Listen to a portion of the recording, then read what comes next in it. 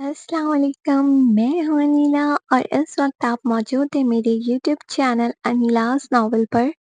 कैसे हैं आप सब? उम्मीद करती हूँ खैरियत से होंगे, अपना बहुत ज़्यादा ख़्याल रख रहे होंगे। तो जनाब आज मैं हाज़िर हूँ इर्तिकाब जुर्म के किस्त नंबर 6 के हिस्सा अव्वल के साथ।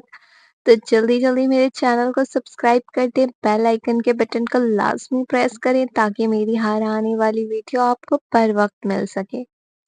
मेरी नॉवल आप लोगों को कैसी लगती है? अपनी राय का इज़हार कमेंट सेक्शन में ज़रूर दिया करें, मुझे बताया करें, मुझे फीडबैक दिया करें। आप लोगों के फीडबैक से मुझे मोटिवेशन मिलती है, नॉवल लिखने का और अच्छी-अच्छी स्टोरीज़ लिखने का जज़्बा पैदा होता है।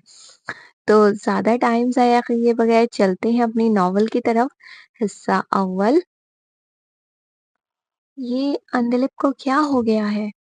वो कशमाला को आयत से बात करने क्यों नहीं दे रही? इफ़त बेगम ने कहा। अरे बेटा अंधलिप, आप कशमाला को छोड़ो, मेरे साथ आओ, मुझे आपको किसी से मिलवाना है। असलम साहब ने देखा अंधलिप कशमाला और आयत के बीच आ रही है, तो वो यकदम अंधलिप को बहाने से अपने साथ ले आए।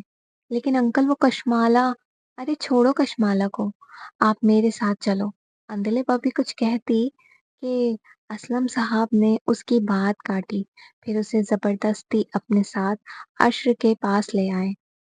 बेटा आप हैं शेख अश्र वाजिब और आप हैं अंधलिप, अब आप दोनों बातें करो, मैं अभी आया। ये कहकर असलम साहब ने राह फरार इख्तियार की। यहाँ आयब ने देखा कशमाला अकेली खड़ी है, तो वो फिर से उसके पास आकर बातें करने लगा। अस्सलाम वालेकुम, क्या करती हैं आप? अशर ने अंदलिप से सवाल किया। एक मिडिल क्लास लड़की और कर भी क्या सकती है? अंदलिप ने तंजिया कहा था। उसकी आंखें और नाक शिद्दत जज्बात से सुर्ख हो चुके थे। वैसे आपकी जानकारी के लिए बता दूं मिस्टर अशर, कराची की 70% लड़कियां मिडिल क्लास हैं और कामयाब भी हैं। इतना कहती वो हसीना अपने लड़खड़ाते कदमों के साथ तेजी से अपने और अशर के बीच फासला बनाती हुई दूर निकल गई। बड़ी अजीब लड़की है, बातें तो ऐसे सुना गई जैसे मैं इसका कोई जानी दुश्मन हूँ। अशर मुस्कुराते हुए नासमझी से बोला। अंदलिप की बातें, उसका अंदाज उसे पल भर में मुतासिर कर गया था। आज से पहले उसकी कभी अंदलिप जैसी लड़की से मुलाकात नहीं हुई थी। वो तो भौचक्का सा उसकी जाती पुश्त देखता रह गया। आतिफ के जाने के बाद समारा ने अपना भारी ब्राइडल दुपट्टा गुस्से से उतार कर जमीन पर फेंका। अपने जेवरात भी उतार कर जमीन की नजर की। उसकी सुनहरी आंखों से गमों के सावन बरस रहे थे। उसकी जिंदगी भी आतिशे फिशा की मानिंद हो चुकी थी। उसका दिल चाह रहा था वो आतिफ का खून कर दे, तब कहीं जाकर उसे सुकून मिलेगा। आतिफ ने आज उसे बर्बाद कर दिया था। वो फूट-फूट कर अपनी बिगड़ी किस्मत पर रो रही थी। आंसू थे जो थमने का नाम नहीं ले रहे थे। मानो दिल किसी गहरे अंधेरे कुएं में डूबता ही जा रहा था। रोते-रोते किसी मासूम बच्चे की तरह वो वहीं पलंग से टेक लगाए नींद की आगोश में खो गई। स्याह रात के बाद एक खूबसूरत सुबह का आगाज हुआ था। समारा के कानों में चिड़ियों की चहचहों की आवाज रस खोल रही थी।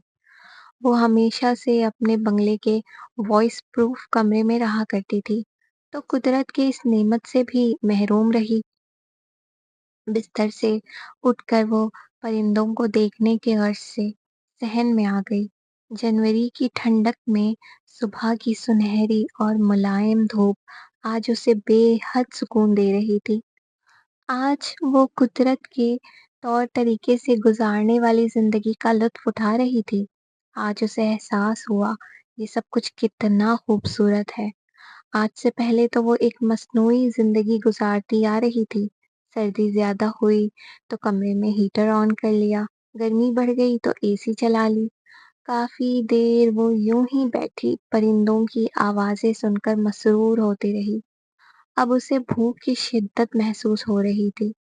घर में मौजूद छोटा सा किचन था, जिसमें एक वक्त में एक ही अफराद दाखिल हो सकता था, क्योंकि किचन में मजीद जगह नहीं थी।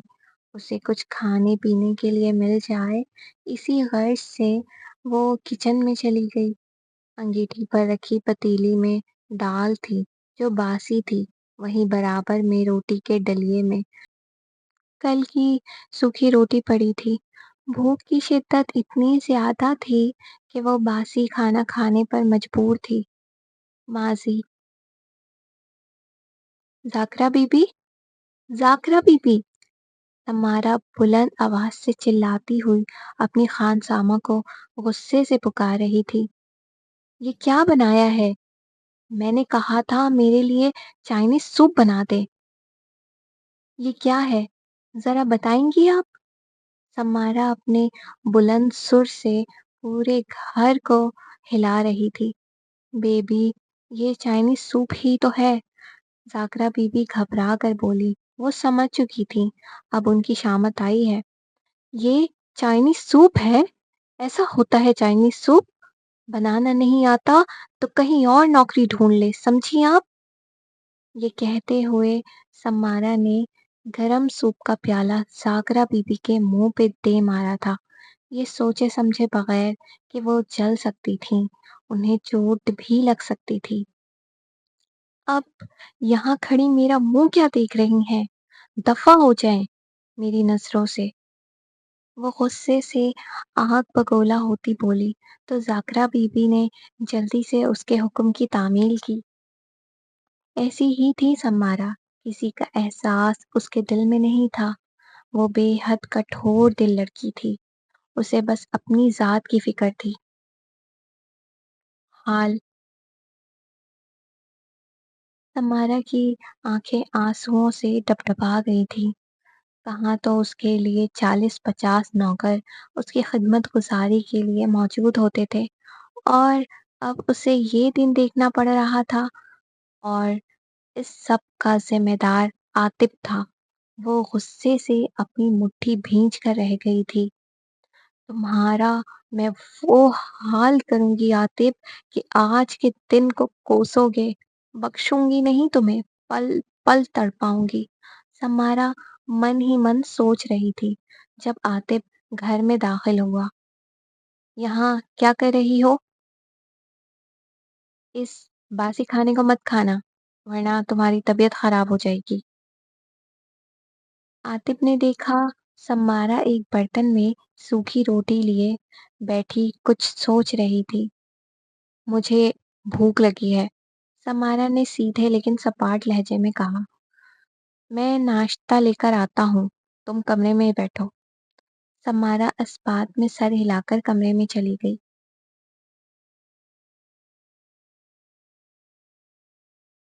रिहाना बेगम घर में बैठी सब्जियां काट रही थी जब उनके फ्लैट के दरवाजे की बेल बजी। दरवाजा खोला तो हैरान रह गई। दरवाजे के उस पार और कोई नहीं बल्कि आयत खड़ा था। अस्सलाम वालेकुम आंटी। वालेकुम अस्सलाम। बेटा तुम यहाँ? रेहाना बेगम को ये तवक्का ना थी कि आयत उनके घर पहुंच जाएगा। जी वो क्या है ना, मैं यहाँ नया नया शिफ्ट हुआ हूँ, तो घर पर न्याज दिलवाई थी। सोचा आस पड़ोस में मीठा बांट दूं, और मैं आपके अलावा तो और किसी को अभी जानता नहीं हूँ, इसलिए यहाँ आ गया। आयत ने बहुत एहतियात से लफ्जों का इंतखाब करके बात बनाई, फिर एक डब्बा उनके हाथ में थमा दिया, जिसमें शायद कुछ मीठा था। उसकी इस मनगढ़ंत कहानी पर पहले तो रेहाना बेगम को बेसाख्ता हंसी आई, लेकिन फिर उन्होंने खुद को रोका। वो समझ चुकी थी आयद यहाँ सिर्फ बहाने से आया है, उसे तो कशमाला से मिलना है। आओ बेटा, अंदर आओ, बैठो। रेहाना बेगम के कहने पर आयद लाउंज में बैठकर यहाँ वहाँ मुआयना खेजी से देखने लगा। क्या देख रहे हो बेटा? ریحانہ بیگم نے بمشکل اپنی ہنسی دبائی تھی، کیونکہ وہ تو بخوبی جانتی تھی کہ عائد کی نظریں کسے ڈھونڈ رہی ہیں۔ جی جی، آپ کا گھر دیکھ رہا ہوں، بہت اچھا ہے، بے دھڑک عائد نے کہا، موقع پر اسے صحیح بات جو یاد آ گئی تھی۔ کہاں اچھا ہے، اتنا چھوٹا گھر ہے اور اتنے سارے لوگ رہتے ہیں یہاں۔ ریحانہ بیگم چہرے کے زاویے بدلتے ہوئے گویا ہوئی۔ جی وہی دیکھ رہا ہوں، پھر بھی سناٹا پڑا ہے، کہاں ہے سب لوگ؟ عائد فوراً مدعے پر آیا۔ اندلپ تو بوتیک گئی ہے، آج اس کا پہلا دن ہے، اور رکشی اپنے کالج گئی ہے، اور کو کھینچا تھا ریحانہ بیگم نے۔ اور عائد نے بےتابی سے پوچھا۔ اس سے صبر کہاں ہو رہا تھا، وہ تو بس کشمالہ کے بارے میں جاننا چاہتا تھا۔ اور حسن صاحب بینک گئے ہوئے ہیں، فضیلت اپنے آفس گئی ہے۔ ریحانہ بیگم جان بوجھ کر عائد کو پریشان کر رہی تھی، جبکہ وہ تو بس کشمالہ کے بارے میں پوچھنا چاہتا تھا، لیکن سیدھے بول نہیں سکتا تھا۔ اسی بات کا فائدہ اٹھا کر ریحانہ بیگم سب کے بارے میں بتا رہی تھی، لیکن کشمالہ کا ذکر نہیں کر رہی تھی۔ عائد انہیں غور سے دیکھ رہا تھا کہ اب تو بس کشمالہ ہی بچی تھی۔ آج کے ایپیسوڈ کا اختتام ہوا، تو آپ لوگوں کو یہ ایپیسوڈ کیسی لگی؟ اپنی رائے کا اظہار کامنٹ سیکشن میں ضرور دیجیے گا، مجھے بتائیے گا۔ آپ لوگوں کے بتانے سے میری حوصلہ افزائی ہو جاتی ہے، میرا دل چاہتا ہے کہ میں زیادہ سے زیادہ آپ لوگوں کے لیے اچھے سے اچھے ناول لکھوں، اچھے اور معیاری کہانیاں آپ لوگوں کی خدمت میں پیش کروں۔ تو اپنا بہت زیادہ خیال رکھیے گا، ملتے ہیں نئے ایپیسوڈ کے ساتھ۔ اللہ حافظ۔